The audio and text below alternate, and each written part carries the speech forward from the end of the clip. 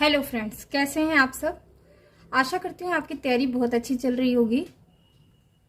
तो अभी तक आपने जो भी थ्योरीज के वीडियोस देखे या सेशन सुने या पॉडकास्ट सुने, तो अब तक आपको क्लियर हो गया होगा कि थ्योरीज एंथ्रोपोलॉजी में कैसे आते गए और एक एक थ्योरीज किस आधार पे बने। अभी तक जैसे आपने इवोल्यूशनिज्म, डिफ्यूजनिज्म, ये सारी चीजें समझी, नियो इवोल्यूशनिज्म समझा, जो बहुत ही साइंटिफिक लेवल पे समझाने की कोशिश की थी विगोडॉन चाइल्ड और लेस्ली वाइट वगैरह ने।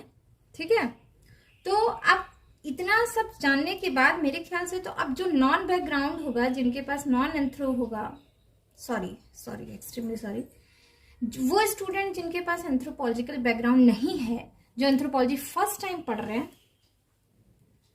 या एंथ्रोपोलॉजी फर्स्ट टाइम अडॉप्ट किए हैं, कॉम्पिटिटिव एग्जाम के लिए लिए हैं, या एमए में हैं या एमएससी में हैं, एंथ्रोपोलॉजी से करना चाह रहे हैं, तो अब तक तो अवेयर हो गए होंगे कि क्या है ये, किस चिड़िया का नाम है। ठीक है, और एक चीज और मैं आपको जल्दी ही बताऊंगी कि बेसिक्स वो कौन सी किताब है जो आपको बेसिक्स पढ़ना चाहिए। हालांकि मास्टर्स में आके और कंपटीशन पर्पज से पढ़ने के लिए एक किताब इनफ नहीं होती, तभी हम कोचिंग की तरफ या किसी मेंटोर की तरफ देखते हैं या किसी नोट्स की तरफ देखते हैं जो हमें एक साथ वो सारी जानकारी दे दे जो हम इतना नंबर ऑफ बुक्स पढ़ के लेके आते हैं। तो वहां हम लोग की रिक्वायरमेंट आती है, क्योंकि आपके पास एक सर्टेन टाइम होता है, एक फिक्स टाइम होता है। उस टाइम में आपको जीएस भी करना है, ऑप्शनल भी करना है, और भी बहुत सारी चीजें करनी है।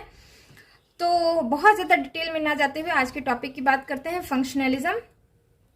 हाँ, इसके अलावा जो भी यहाँ वीडियोस में जो भी मैं दिखाती हूँ, जो समझाती हूँ, जो आपको वर्बली बताती हूँ, वो सारा कुछ आप कोशिश करिए 1 से 2 बार सुनिए और अपने वर्ड्स में लिखिए। ठीक है, स्क्रीनशॉट ले सकते हैं हमारे नोट्स की, ये मैं खुद लिख के लेके आती हूँ, लेकिन हमेशा मानिए कि बेटर की गुंजाइश रहती है। हो सकता है आप मुझसे ज्यादा अच्छा नोट्स बना के दिखा सकते हैं। ठीक है, हो सकता है आप मुझसे ज्यादा अच्छे से उसे समझा सकते हैं समझने के बाद।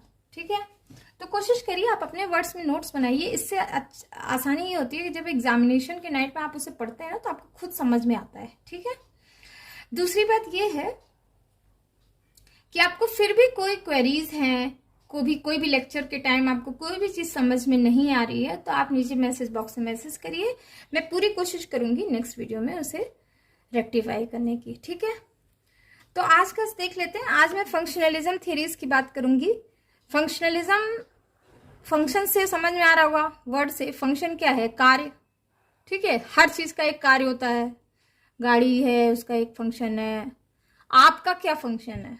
आप क्या कार्य करते हैं? तो सुबह से शाम तक आप जो भी करते हैं, दैट इज ऑल फंक्शन। ठीक है, तो यही बात यहां भी है। तो अभी तक आपने इवोल्यूशनिज्म समझा, डिफ्यूजनिज्म समझा, नियो इवोल्यूशनिज्म समझा। अब एक नए तरीके से कल्चर को देखने की कोशिश करते हैं, वो है फंक्शनलिज्म। इनके हिसाब से, जो फंक्शनलिस्ट थे, इनके हिसाब से जो कल्चर है वो इवोल्यूशनिज्म किससे नहीं ग्रो किया। ये इवोल्यूशनिज्म थियरी नहीं लगाने से ग्रो होगा, डिफ्यूजनिज्म से नहीं ग्रो होगा, फंक्शनलिज्म लगाने से ग्रो होगा। वो कैसे? क्योंकि कल्चर का सब पार्ट कुछ ना कुछ फंक्शन कर रहा है, और वो फंक्शन अल्टीमेटली किसी बेसिक नीड को फुलफिल कर रहा है। ठीक है, तो देख लेते हैं। इसमें फर्स्ट पॉइंट क्या है? फंक्शनलिज्म अप्लाइज टू थियरीज और model which explain social and cultural institutions, relations and behaviour in term of functions which they perform in socio cultural system. ध्यान से सुनिएगा, ध्यान से समझिएगा, और बहुत ही केयरफुली इसको समझने की कोशिश करिएगा। ठीक है, कोशिश करिए जब भी आप मेरी वीडियो सुनते हैं या देखते हैं ना, तो ईयर प्लग यूज करिए। ठीक है, फंक्शनलिज्म एक थियरी है, एक मॉडल है, जो ये एक्सप्लेन कर रहा है कि कोई भी कल्चरल या सोशल इंस्टीट्यूशंस या रिलेशंस या बिहेवियर, इन सबका एक फंक्शन है। वो फंक्शन कहाँ परफॉर्म होते हैं? सोशियो कल्चरल सिस्टम में। समझ आ रही है बात? अब ये चलो, रिलेशन समझ में आ रहा होगा आपको, बिहेवियर समझ में आ रहा होगा। इंस्टीट्यूशन क्या है? इंस्टीट्यूशन वो है जैसे marriage, family, kinship, economic system, political system, तो all these are institutions of the social system या सोसाइटी। समझ रहे हैं? तो हर इंस्टीट्यूशन के, आप समझ रहे होंगे कि हर इंस्टीट्यूशन का एक कोड ऑफ कंडक्ट होता है, कोड ऑफ नॉर्म्स होते हैं, कुछ परफॉर्मेंस होते हैं, जो सारा कुछ इंस्टीट्यूशन वो कोड ऑफ कंडक्ट को फॉलो करते हुए, परफॉर्म करते हुए उस इंस्टीट्यूशन को रन करते हैं। अब जैसे मान लीजिए मैरिज एक इंस्टीट्यूशन है, तो मैरिज को उस इंस्टीट्यूशन को परफॉर्म रन करने के लिए चाहिए कौन कौन?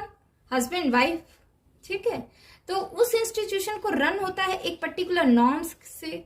भाई हर इंसान का जो भी मैरिज में है उसको एक फंक्शन परफॉर्म करना है, ठीक है, वो परफॉर्मर हो गया, उसको एक पर्टिकुलर वे में वो फंक्शन परफॉर्म करना है, वो हो गया नॉर्म्स, कोड ऑफ कंडक्ट, ठीक है। इस तरह से वो एक पर्टिकुलर अल्टीमेटली वो किस चीज को सेटिस्फाई कर रहा है? एक बेसिक नीड को, ठीक है। Sex is the basic need to progress of species, आप अपने स्पीसीज को प्रोग्रेस करना। एक अराजकता को मैंने बताया मैरिज वाले सेक्शन में, आपको मैरिज के फंक्शन भी बताए हैं। तो all this functions are meant to be the fulfilment of the basic need, ठीक है। तो वही बात यहां कही जा रही है, functionalism applies to theories or model which explains social and cultural institutions, relations and behavior in term of functions। समझ में आ रही बात? अब थोड़ा सा हिस्ट्री जान लेते हैं। Functionalist theory traced back at least to Spencer, who was one of the first social theorist to employ the organic analogy in his interpretation of socio cultural evolution. जो फंक्शनलिस्ट थियरी है वो हम trace कर सकते हैं कब से? Spencer के टाइम से, ठीक है। स्पेंसर पहले सोशल थियरिस्ट थे जिन्होंने ये ऑर्गेनिक एनालॉजी को समझाने के लिए, ये सोशियो कल्चरल इवोल्यूशन को समझाने के लिए सबसे पहले वर्ड यूज किया फंक्शन का, ठीक है। अब यहाँ ऑर्गेनिक एनालॉजी क्या है? ऑर्गेनिक एनालॉजी मतलब ये कि किसी भी जीव को, जैसे आपने वहां पे देखा था ना इवोल्यूशनिज्म में कि हमने फूड लेवल को भी डिवाइड किया था और उसके सबसिस्टेंस लेवल को डिवाइड किया था ह्यूमन इवोल्यूशन को समझने के लिए, सोशल इवोल्यूशन को, ठीक है। यही बात है। तो फूड को हम डिवाइड कर देते हैं सोशियो कल्चरल इवोल्यूशन को समझने के लिए। ये सबसे पहले इसको एज अ फंक्शन के वे में देखने की कोशिश की थी किसने? स्पेंसर ने। In France, Durkheim also laid the foundation of functionalist theory in the social sciences, which were later influenced the British structural functionalist। Durkheim ने सबसे फिर आए थे दुर्खीम, जिन्होंने, जो फ्रांस के थे, इन्होंने भी फंक्शनलिस्ट थियरीज को रखा किसमें? सोशल साइंटिस्ट थे ये, जो बाद में जो स्ट्रक्चरल फंक्शनलिस्ट का आपके सिलेबस में होगा, जो ब्रिटिश स्ट्रक्चरल फंक्शनलिस्ट हैं, उनको ये बहुत हद तक इन्फ्लुएंस किया ये कॉन्सेप्ट किसका? दुर्खीम का, फंक्शनलिज्म, ठीक है।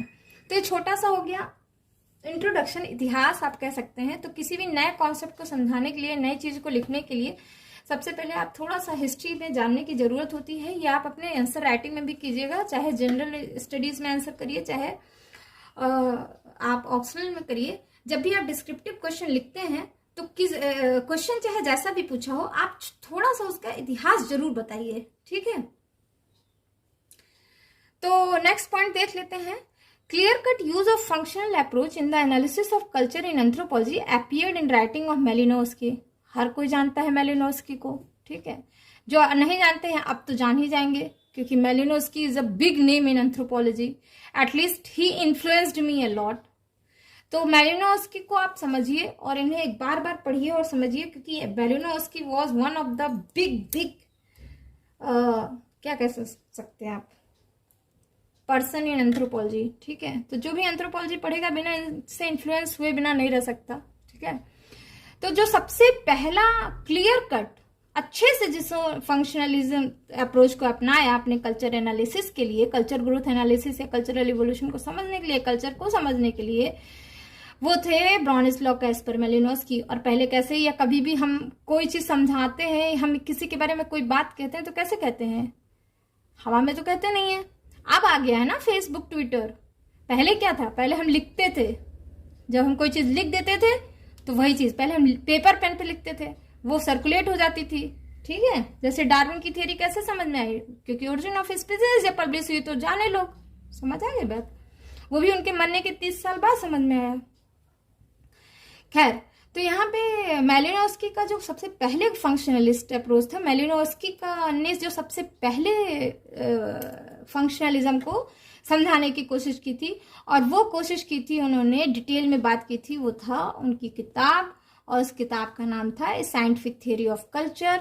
और उसके बाद उसको डिटेल में उन्होंने बताया डायनेमिक्स ऑफ कल्चर चेंज में। तो साइंटिफिक थ्योरी ऑफ कल्चर बहुत इंपॉर्टेंट किताब का नाम है, और ये भी, ये दोनों बिल्कुल याद रखिएगा, ठीक है। नेक्स्ट पॉइंट है, he criticise the early evolutionary approach and diffusionary approach which had emphasise upon the study of form of culture और कल्चरल इंस्टीट्यूशन। सबसे पहले तो उन्होंने क्रिटिसाइज किया इवोल्यूशनरी अप्रोच को, डिफ्यूजनलिज्म अप्रोच को, क्योंकि उनके हिसाब से जो ये अप्रोच था वो सिर्फ कल्चर या कल्चरल इंस्टीट्यूशन के फॉर्म को स्टडी करता था, ठीक है। फॉर्म मतलब क्या है कल्चर, क्या है कल्चरल इंस्टीट्यूशन, बस यही बताता था, उसके आगे उन्होंने कोई चीज नहीं कही, ठीक है। Though they talk about culture and cultural institution but never explain their function. Malinowski ने कहा कि भाई इन्होंने कल्चर और कल्चरल इंस्टीट्यूशन के बारे में बात तो की, लेकिन उसके फंक्शन को कभी एक्सप्लेन नहीं किया।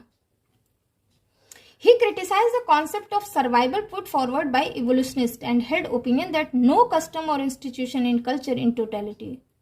अच्छा, आपको याद होगा कल्चरल सर्वाइवल कि बहुत सारी चीजें ऐसी थी जो अब उसका यूज नहीं है, फिर भी वो आ रहा है थ्रू डिफ्यूजन। तो उन्होंने तो इस तरह बोला, लेकिन इनके हिसाब से ये था, मैलिनोव्स्की ने कहा कि जो कॉन्सेप्ट ऑफ सर्वाइवल है वो भी इन्होंने क्रिटिसाइज किया।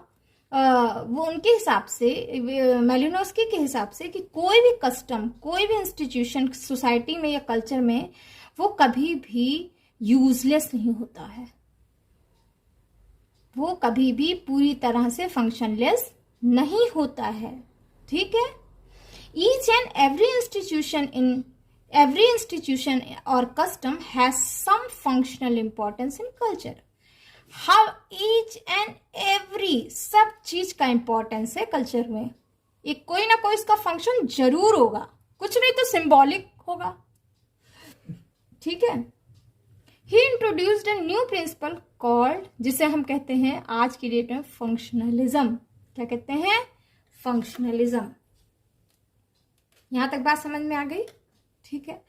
तो भाई मैलिनोव्स्की के व्यू से समझ लेते हैं फंक्शनलिज्म को। According to Malinowski, functionalism attempt to explain the parts institution play within the interrelated whole of a culture. Malinowski के हिसाब से फंक्शनलिज्म अप्रोच जो है वो हर पार्ट, किसी भी कल्चर के पूरे होल कल्चर को कैसे रन कर रहा है, वो एक एवरी पार्ट कैसे एक दूसरा रोल प्ले कर रहा है पूरे कल्चर को रन करने के लिए, ये फंक्शनलिज्म से समझा जा सकता है, ठीक है। यहां तक बात समझ में आ गई। 10 इस प्रकार, according to functionalism, institution of culture operate to satisfy needs of the individual and that of a society as a whole. इस प्रकार से फंक्शनलिज्म के हिसाब से जो कल्चर का इंस्टीट्यूशन है वो सोसाइटी पहले तो इंडिविजुअल का बेसिक नीड फुलफिल करेगा, ठीक है। उसके बाद अगर इंडिविजुअल का फंक्शन बेसिक नीड फुलफिल करेगा तो ultimately whole of the society का फंक्शन नीड फुलफिल करेगा, ठीक है। यहां तक बात समझ आ रही है। तो इन्होंने किस अंदाज में देखना शुरू किया? फंक्शन के व्यू पॉइंट से समझना शुरू किया, ठीक है। अब अगर हम सोसाइटी में हैं, आप खुद को देख लीजिए, being a member of the society, आप सुबह से शाम तक आपकी कितनी बेसिक नीड होती हैं। बेसिक नीड के अलावा भी बहुत सारी नीड होती है, लेकिन जो बेसिक नीड की ही अभी फिलहाल बात कर लेते हैं, तो उसी को फुलफिल करने के लिए जो हमारे चारों तरफ बुना हुआ दुनिया है ना, वो घर से शुरू कर दीजिए और पूरा यूनिवर्स तक आ जाइए, सब कुछ कल्चर है। और वो कल्चर क्या कर रहा है? एक दूसरे से मिलके एक फंक्शन परफॉर्म करता है, और वो फंक्शन अल्टीमेटली हमें क्या करता है? हमारे ही बेसिक नीड को फुलफिल करता है। चाहे वो आप देख लीजिए, हमें बेसिक नीड, हमें जमीन चाहिए, घर बनवाना है, अर्थ पे खत्म हो रहा है जमीनें, या हम ज्यादा इच्छा हो गई है तो हम चांद पे जा रहे हैं, हम स्पेस में जा रहे हैं, हम चांद पे जाके जो है जमीन खरीद रहे हैं। तो इसलिए ये मत सोचिए कि चांद पे जमीन खरीद रहे हैं, that is unnecessary, that is the function, that is the basic need.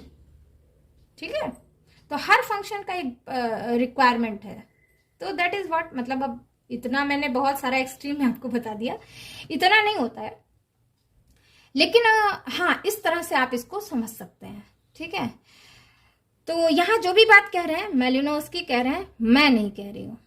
ठीक है, तो जो भी मैं बोलूंगी ये मान के चलिएगा, मैं बार बार नहीं बोलूंगी कि मैलिनोव्स्की या अकॉर्डिंग टू फंक्शनलिज्म, आप इसको अंडरस्टूड मान के चलिएगा। ठीक है, नेक्स्ट पॉइंट है Malinowski is of view that every aspect of culture has a function. सब कल्चर के सारे एस्पेक्ट का एक फंक्शन होता है। They all are interdependent and interrelated, सब एक दूसरे के ऊपर निर्भर है और एक दूसरे से रिलेटेड भी हैं। He cited an example of engine. अच्छा, इन्होंने देखो इंजन का एग्जाम्पल दिया। इंजन में क्या होता है, इंजन का क्या होता है फंक्शन? उन्होंने कहा कि दैट जैसे different part of an engine are interrelated and interdependent, सभी इंजन का हर पार्ट एक दूसरे से इंटर रिलेटेड होता है ना, और एक इंटरडिपेंडेंट भी होता है, तभी तो इंजन परफॉर्म करेगा। Their main function are to bring engine in motion. भाई इंजन को मोशन में लाने के लिए क्या करोगे, सारे पार्ट्स को अच्छी तरह से अपना रोल परफॉर्म करना पड़ेगा। If one part of engine stop functioning, the movement of engine also get stop. ठीक है, तो this indicate that there remain a functional unity among the different part of engine. अगर एक फंक्शन खराब हो जाए तो पूरा इंजन रुक जाता है ना। तो ये क्या इंडिकेट कर रहा है, ये इंडिकेट कर रहा है कि हर पार्ट जो इंजन का डिफरेंट पार्ट है उनमें एक फंक्शनल यूनिटी है। ठीक है, Malinowski opines that man has different kind of needs such as social, economic, religion, biological, physical and mentally. Malinowski के हिसाब से मैन के भी डिफरेंट नीड्स हैं, जैसे social, economic, religion, biological, physical, mental. ठीक है, सोशल मतलब आपको फ्रेंड्स भी चाहिए, आपको सोशल साइट्स भी चाहिए। इकोनॉमिक भी, भाई फोन नहीं होता, आपके पास पैसे नहीं होते तो आपके पास फोन नहीं होता, यूट्यूब नहीं होता। ठीक है, रिलीजन भी चाहिए, भगवान, ईश्वर, अल्लाह। ठीक है, ये भी बहुत इंपॉर्टेंट चीज है। बायोलॉजिकल नीड भी है आपकी, फिजिकल नीड भी आपकी, मेंटल नीड भी आपकी है। तो in order to satisfy these needs man has develop material and non material aspect of culture. तो ये सारा कुछ नीड को मिला के जो ये मैन ने अपने चारों तरफ मटेरियल और नॉन मटेरियल एस्पेक्ट बनाया ना कल्चर का, इसी को हम कहते हैं culture. He has developed social, religious, economic, political institution. उसने इस फुलफिल करने के लिए एक इंस्टीट्यूशन बना दिया, अलग अलग social, religious, economic and political institution बना दिया। और इस इंस्टीट्यूशन को रन करने के लिए उसने क्या किया, the purpose of inventing language, literature, art, technology, ये सब क्या हुआ, इसी ह्यूमन नीड को फुलफिल करने के लिए उसने लैंग्वेज इन्वेंट किया, लिटरेचर, आर्ट, ये सारा कुछ हुआ ना। पर्पस क्या था, बेसिक नीड को फुलफिल करना, ह्यूमन नीड को फुलफिल करना। ठीक है, all human need are related to one another. सभी ह्यूमन नीड क्या है, एक दूसरे से रिलेटेड है, because they are related to man as a whole. ठीक है, और इस तरह से क्या है, पूरा एक दूसरे से इंटीग्रेट करके क्या होता है, पूरे मैन के नीड को फुलफिल करता है। ठीक है, whole soul. In the same way cultural trait appear externally as different but they are integrated and united internally. इसी तरह जैसे कोई भी कल्चर ट्रेट क्या होता है, बाहर से अपीयर होता है। ठीक है, लगता है कि वो अपीयर हुआ है, तो जब अपीयर होता है थोड़ा डिफरेंट लगता है, लेकिन ग्रेजुअली क्या होता है, वो इंटीग्रेट कर जाता है और इंटरनली यूनाइटेड हो जाता है एक दूसरे से। जैसे आपको समझने के लिए मैं बताती हूँ, हमारा स्मार्टफोन आज से 10 साल पहले कुछ डिफरेंट सा लोगों के लिए था, अरे हटाओ ये क्या है, मतलब लोग विरोध करते थे उसका। तो ये डिफरेंट ट्रेट था एक कल्चर का कि ये स्मार्टफोन है। ग्रेजुअली क्या हुआ, ये इंटीग्रेट कर गया। हाँ, आज तो बिल्कुल इसके बिना आप कल्पना भी नहीं कर सकते। ठीक है, और धीरे धीरे एक दूसरे को क्या कर गया, यूनाइटेड हो गया ये हमसे। आज हम जैसे कपड़े पहनना नहीं बोलते, ऐसे फोन ले जाना नहीं बोल सकते, फोन रखना नहीं बोलते। ठीक है, तो one of the basic need बनता चल रहा था, आप मान सकते हैं, हालांकि आप लिखिएगा मत, लेकिन ये भी देखिए कैसे कैसे कल्चर ट्रेट बना। तो ये स्मार्टफोन भी तो हमारे एक मटेरियल कल्चर ट्रेट है। तो बस ऐसे ही समझिए। ठीक है, the basis of this integration and unity is the satisfaction of human need. तो इसका बेसिस क्या था इस इंटीग्रेशन और यूनिटी का?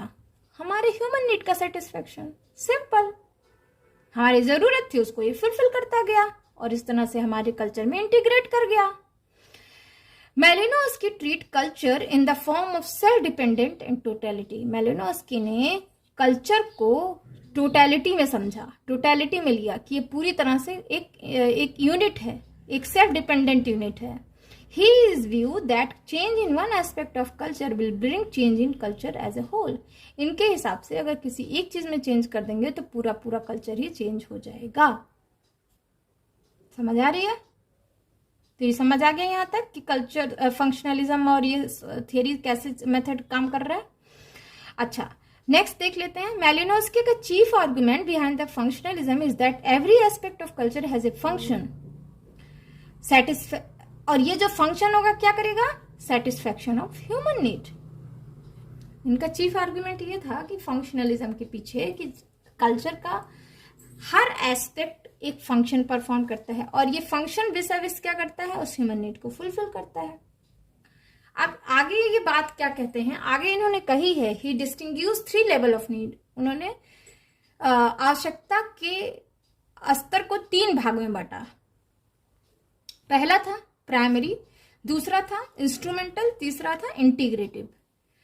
By primary needs he mean, मेरे हिसाब से नहीं है तो ईमान के ये सारा कुछ मेलिनोव्स्की ने बताया है। प्राइमरी नीड्स के हिसाब से ही mean biological needs such as sex and feeding. ठीक है, उस समय ऑक्सीजन नहीं पता रहा होगा इनको, ऑक्सीजन बेसिक नीड है। ठीक है, तो मेलिनोव्स्की के हिसाब से जो बायोलॉजिकल नीड है हमारी वो सेक्स और फीडिंग है। By instrumental need he means those institutions such as economic, legal and educational which help to achieve primary। वो institutions आएंगे जो हमारे इस प्राइमरी नीड को फुलफिल करते हैं, जैसे इकोनॉमिक, लीगल, एजुकेशनल। ठीक है। थर्ड है integrative need. Integrative need Malinowski के हिसाब से वो नीड होते हैं that help the society to cohere such as religion, magic and play. Integrative need के हिसाब से, मेलिनोव्स्की के हिसाब से वो नीड है जो सोसाइटी को एक दूसरे से जोड़े रखता है, जैसे रिलीजन, मैजिक एंड प्ले। तो ये सारे पॉइंट्स इंपॉर्टेंट है, आप एज इट इज ही लिखिएगा। प्राइमरी नीड्स क्या है, इंस्ट्रूमेंटल नीड्स क्या है और इंटीग्रेटिव नीड क्या है। ठीक है, तो अब आपको बुक पढ़ने की जरूरत नहीं है, कहीं भटकने की जरूरत नहीं है, आप इतनी बात लिख देंगे that is all about functionalism. तो अगर डिस्क्रिप्टिव में भी आता है तो आप इतनी सारी चीजें जरूर लिखेंगे। ठीक है, अब अगर पूछ लेता है in the light of functionalism theory, right in the light of functionalism theory, in the light of theory of functionalism, give the contribution of the Kasparov, Malinowski, Bronislaw B.K. Malinowski का contribution भी बताइए। तो आप ये बात भी जरूर लिखेंगे। तो थोड़ा थोड़ा देख लेते हैं यहाँ भी। तो मैंने इंपॉर्टेंट पब्लिकेशन लिख दिया, देयर आर अदर्स ऑल्सो, और भी हैं, लेकिन इतनी बातें तो आपको बिल्कुल बिल्कुल बिल्कुल से याद होनी चाहिए। ठीक है, मैं फिर रिवाइज कर रही हूँ कि आपको इतने पब्लिकेशन जरूर याद होने चाहिए। ये आपके हर कॉम्पिटिटिव एग्जाम में बहुत इंपॉर्टेंट है, और अगर आप डिस्क्रिप्टिव आंसर में सोच रहे हैं तो वो तो इंपॉर्टेंट है ही। ठीक है, तो ब्राउनिस्ला कैस्पर मेलिनोव्स्की कब से कब तक थे? 1884 से 1942 तक थे। इनका इंपॉर्टेंट पब्लिकेशन था the family among the Australian. अच्छा, ये भी देखिए मैंने ना क्रॉनिकली इसको लिखा है, तो क्रोनोलॉजी में 1913 में, फिर 1920, 22 में, 26 में, 27, मतलब ये बहुत अच्छा लिखे, रिसेंटली लिखे। 1945 में ये बुक आई थी। पहली बुक जो इनकी आई थी the family among the Australian aborigine sociological studies 1913 में, फिर Kula the circulating exchange variables of archipelagos in eastern union 1920s, Argonauts of western Pacifica 1922 में, बहुत इंपॉर्टेंट बुक है। आप इसको पढ़ लेंगे तो मेलिनोव्स्की के फैन हो जाएंगे। ठीक है, crime and custom in savage society 1926, sex and repression in savage society 1927, a scientific theory of culture 1944, dynamics of culture change and inquiry into race relation in Africa 1945। मैं बार बार अक्सर अपने लेक्चर्स में ये बात आप लोगों को जरूर इंसिस्ट करती हूँ कि प्लीज एक्सेस ए लाइब्रेरी और जाइए वहां। मैं ये नहीं कह रही हूँ लाइब्रेरी में जाइए 10-10 घंटा बैठिए, लेकिन मैं ये जरूर कहती हूँ कि आप लाइब्रेरी एक्सेस इसलिए भी करिए कि आप जाएं वहां पे, जो एंथ्रोपोलॉजी का सेक्शन है वहां पे जाके ये किताब एक बार जरूर देखिए। मैं पढ़ने के लिए नहीं कह रही हूँ, लेकिन जब आप उसको उठाएंगे ना, अपने हाथों में रखेंगे, उसके पेजेस पलटेंगे, एक बार देखेंगे, अच्छा आर्गोनॉट्स ऑफ वेस्टर्न पैसिफिक देख लेते हैं यार, मेलिनोव्स्की, तो आपको एकदम ये दिमाग में फिट हो जाएगा। फिर अगर बुक का नाम पूछेगा या ऑथर का नाम पूछेगा या ईयर ऑफ पब्लिकेशन, तो आपको बड़ा मजा आएगा लिखने में और आपको एकदम से याद हो जाएगा। तो सिर्फ बुक कमरे में बैठ के और नोट्स को बार बार रटने से ही पढ़ाई नहीं होती, कई बार ऐसे कुछ कुछ घूम लेने से भी पढ़ाई हो जाती है। ठीक है, तो जब भी खाली समय हो प्लीज एक्सेस लाइब्रेरी, जो भी आपके नियर में हो वहां जाइए और उस बुक्स को जरूर हाथ में उठाइए और देखिए। ठीक है, कंट्रीब्यूशन में समझ लेते हैं। देखिए ये पॉइंट्स है, आप डिटेल में लिखेंगे इसको, और अगर आपका वर्ड लिमिट है तो इतना लिख के आप इसको छोड़ देंगे, लेकिन मैं नेक्स्ट सेशन में जब भी मैं फिर से इसके डिटेल लेके आऊंगी नेक्स्ट वीडियो में। फिलहाल के लिए जान लेते हैं, अगर आपको शॉर्ट में लिखना है तो आप इतना लिख सकते हैं। कंट्रीब्यूशन है, मेलिनोव्स्की का क्रिटिसिज्म दिया था इन्होंने, सबसे पहले तो क्रिटिसाइज किया था इवोल्यूशनिज्म डिफ्यूजनिस्ट को। नेक्स्ट पॉइंट है कंट्रीब्यूशन इन फील्ड वर्क, बहुत इंपॉर्टेंट है। सबसे पहले मेलिनोव्स्की ने ही पार्टिसिपेशन, ऑब्जर्वेशन और फील्ड वर्क का बहुत डिटेल फील्ड वर्क किया इन्होंने, और एथनोग्राफी लिखी। कॉन्सेप्ट ऑफ कल्चर, कल्चर को समझाया फिर से एक बार। थियोरी ऑफ फंक्शनलिज्म अभी बताया मैंने आपको। मेलिनोव्स्की थियोरी ऑफ नीड, ये भी बताऊंगी मैं, इसको डिटेल में भी बताऊंगी। मैजिक, रिलीजन एंड साइंस के बारे में भी इन्होंने बात कही थी। इकोनॉमिक एंथ्रोपोलॉजी, ये जो बुक है ना कूला द सर्कुलेटिंग एक्सचेंज, ये इकोनॉमिक एंथ्रोपोलॉजी से ही रिलेटेड है, तो यहाँ पे इन्होंने बात कही थी। स्टडी ऑफ सोशल चेंज, ये भी बहुत है। Sex and repression in civil society, इसमें सारी बातें इन्होंने बात बताई हैं। तो ये तो हो गया ब्राउनिस्लॉ, कैस्पर, मेलिनोव्स्की। तो I will tell all the details in my next session. ठीक है, तो that is all about functionalism. तो अब अगर आपसे पूछा जाएगा तो आप प्लीज गलती मत करिएगा, अच्छे से लिखिएगा उसको, कई बार अपने वर्ड्स में लिखिए, और इससे ज्यादा पढ़ने की जरूरत नहीं, इससे ज्यादा बुक्स भी देखने की जरूरत नहीं है। ठीक है, इससे बाहर का नहीं आएगा, इतना ही आएगा, इतना ही आपको लिखना है। ठीक है, और इतना ही जानना है। तो कई बार आप लोग जानते तो हो कि क्या क्या पढ़ना है, लेकिन ये नहीं पता होता क्या नहीं पढ़ना है। ठीक है, नंबर ऑफ चीजें मार्केट में बिखरी पड़ी हैं, तो प्लीज भटकिए मत। जो भी मैं यहाँ कह रही हूँ उसको ध्यान से सुनिए और फॉलो करते जाइए। आपको फ्यूचर आईएएस होने से कोई नहीं रोक सकता, या अगर नेट की तैयारी कर रहे हैं तो आपको फ्यूचर रिसर्चर होने से कोई नहीं रोक सकता, ये मैं गारंटी लेती हूँ। ठीक है, all the best, thanks for listening. Like कर दीजिएगा, शेयर कर दीजिएगा। Bye bye.